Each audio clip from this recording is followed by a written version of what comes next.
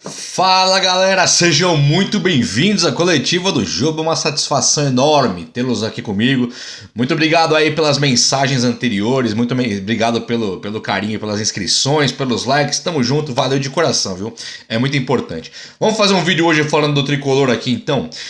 Vou falar sobre o depoimento não o depoimento, a fala do Petkovic falando que Caleri e Luciano e o Rigoni se podem ou não jogar juntos. Vamos falar um pouquinho sobre isso aí. Tem Diniz que fechou com o Vasco da Gama, sabe o Vasco subiu no telhado. Tem o Caleri que não aparece no bid, temos o Miranda, Daniel Alves voltando. Tem um pouquinho de assunto aí para falar do São Paulo que volta de férias agora efetivamente, volta pro campo, jogando já contra o Fluminense. Então vamos trocar essa ideia no vídeo de hoje aí, vai ser muito legal. Antes de mais nada, para quem tá vendo pela primeira vez, se inscreva no canal aí, meus amigos. Vou tomar um golinho de café preto num copinho americano. Isso dizem que é muito raiz, né? Enquanto você se inscreve no canal, enquanto você deixa o like aí. Dois palitos. Só esse golinho pra acabar, pra não ficar frio. Acabou. Eu tava aqui estudando sobre o nosso tricolor. Não vi ainda o Caleri no bid. Então, assim, São Paulo colocar o Caleri em campo contra o Fluminense, acho que não vai rolar. Acho que não deve rolar. E o problema é que os caras não podem, né? Nem ele, nem o Gabriel Neves jogar a Copa do Brasil. Então é um problemaço. Eu queria ver o São Paulo pegar esse Campeonato Brasileiro aí, sabe? Pegar o Campeonato Brasileiro. Sabe aqueles filmes que o homem entra dentro de uma árvore e passa a ser a raiz e fica uma coisa só? Eu queria que o São Paulo pegasse esse Brasileirão e virasse uma coisa só. Apesar da Copa do Brasil, são poucos jogos. No Brasileirão tem vários jogos. São Paulo tem que pegar esse Brasileirão agora e fazer o máximo de pontos possíveis. Não é pra Libertadores, não é pra brigar pra não cair. Pense na ideia. É simplesmente pro São Paulo começar o 2022 com o adversário temendo.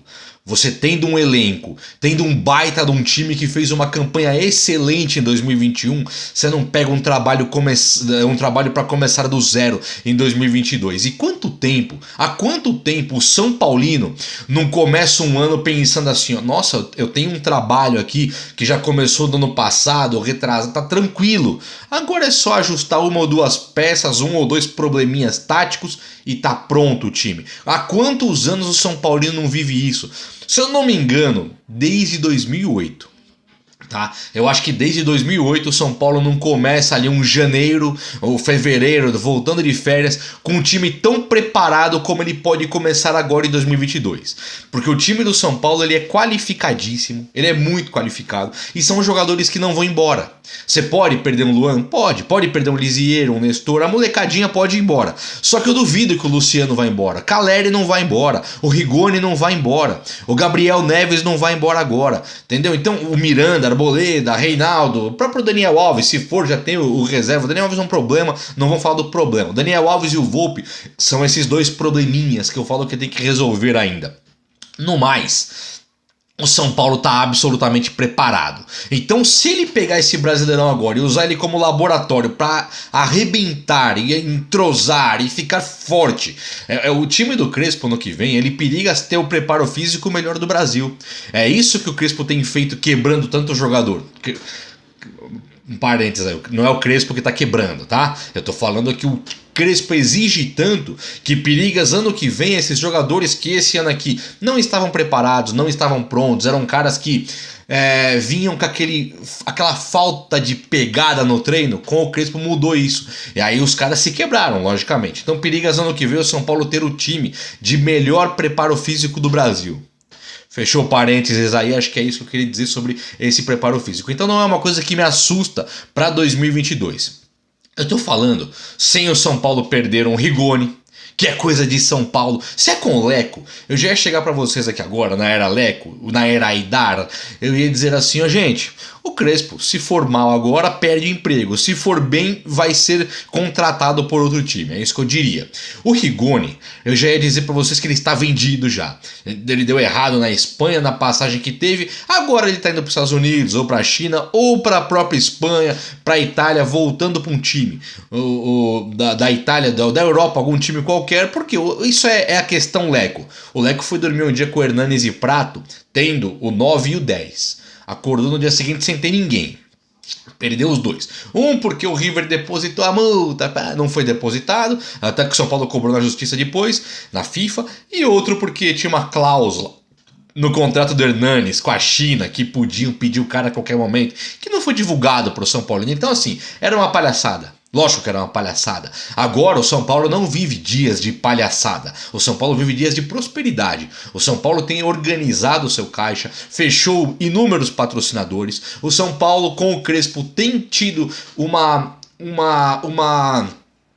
qual que é a palavra exata para mostrar que o trabalho do Crespo parece, aparentemente, ele tá realmente com longevidade. O São Paulo está pensando no Crespo a longo prazo. O Crespo aparentemente está pensando no São Paulo a longo prazo. O Crespo é novo, então o Crespo cometeu erros que ele deve estar corrigindo lá. O Crespo não é turrão, não é teimoso. O Muricy cansa de falar, o Crespo ele ouve muito. Não que o Muricy venha a público e fale, o Crespo ele me ouve por isso que ele é bom. Nada disso. Mas o Muricy fala, o Crespo ele quer aprender a cada dia. E eu vejo que o Crespo é esse cara. Ele é um cara que ouve bastante assistentes, ele é um cara que ouve bastante, o Muricy é um cara que ouve bastante jogadores. Então eu tô muito confiante no trabalho do Crespo hoje. Já pensei aqui, já até falei no canal, se o Crespo receber uma sondagem e tiver que ir embora, pode ir. Não é o cara que vai voltar o Daniel Alves pro time, não é o cara que vai colocar o Renato na zaga, o cara que vai pôr o Orejuela na zaga, o cara que vai morrer abraçado com o Pablo, que eu vou querer que fique no São Paulo pra sempre. Falei isso. Hoje, vendo que o time do São Paulo se reforçou e que o Crespo hoje não vai tirar Caleri do time, não vai tirar Rigoni do time, não deve tirar o Luciano do time. O Benítez, ele tinha uma possibilidade de ter uma briguinha ali, aparentemente o Benítez realmente estava com um problema físico, não vejo briga nenhuma do Benítez com o Crespo hoje. Então o Crespo hoje, o erro que pode cometer, na minha opinião, o erro único, é colocar o Dani Alves para jogar, e isso eu não coloco o erro na culpa dele, nas costas dele. Eu sou técnico do São Paulo e tem esse cara, Daniel Alves, que eu detesto o jeito dele, o posicionamento dele, o que ele representa para o São Paulo, para mim é uma das piores coisas da história do São Paulo. Eu queria ver ele longe do meu time. Só que como ele tá lá, como a diretoria não consegue resolver, o Crespo tem que pôr ele para jogar, não tem jeito. Não tem jeito. Então eu entendo o Crespo perfeitamente. Bom, já me estendi demais, mas eu queria deixar esse recado para vocês e compartilhar, porque o São Paulo ficou parado 14 dias, aí 13 dias, volta agora a jogar futebol, volta no sábado, contra o Fluminense, é lá, né? Deixa eu ver se eu sei se é sábado.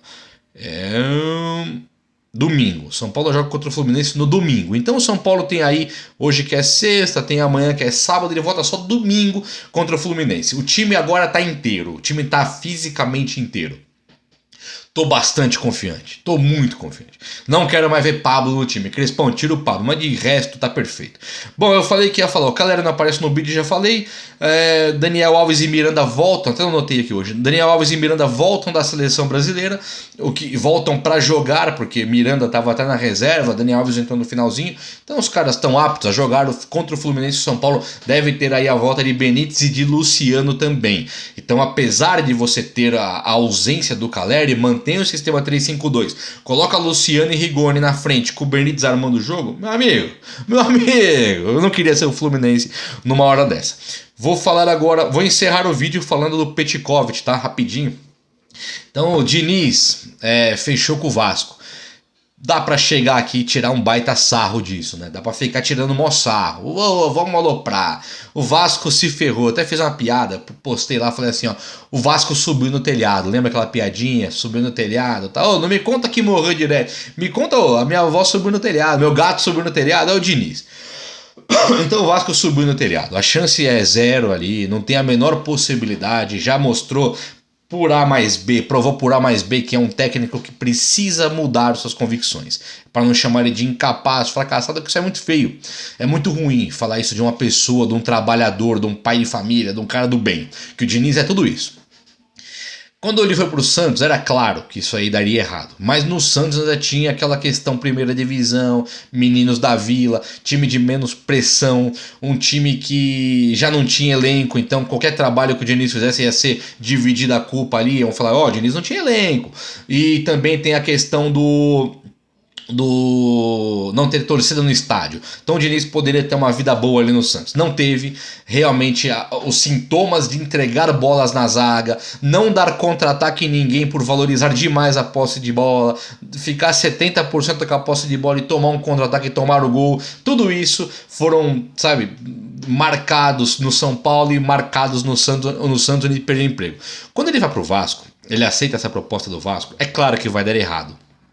É 1% de chance de dar certo para 99% de dar errado. Muito porque o Vasco tá com um time muito ruim. Então, e o Caldeirão tá fervendo, tem problemas financeiros gravíssimos lá.